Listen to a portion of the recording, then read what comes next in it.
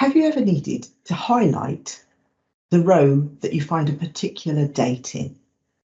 If you do, you could use conditional formatting for this. Let me show you how.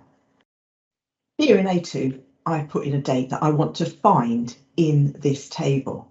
And you can see all the dates are here in column B from B5 down.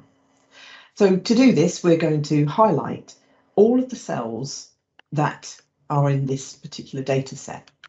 And then we'll go to conditional formatting and we're going to put on a new rule. So the new rule is using a formula to determine which cells to format.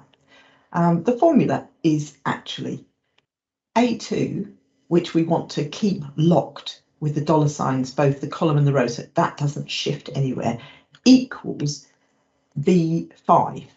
Now, we do want to let B5 go down. So what we do is push F4 again twice. There's only column B that's locked with the dollar.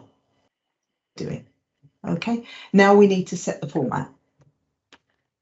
I'll just format this to have, say, a yellow colour if it meets the criteria, but it will go right across the whole row.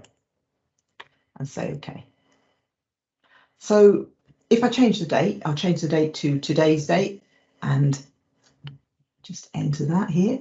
See how it changes. And if I made it, let's say we change that to the 4th of the 10th, that will highlight the correct row.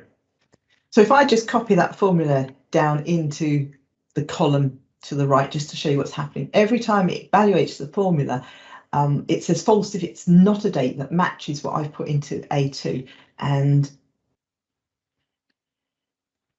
if it does match, you can see true, just like that. So instead of writing it here on the spreadsheet, we pop it into the conditional formatting.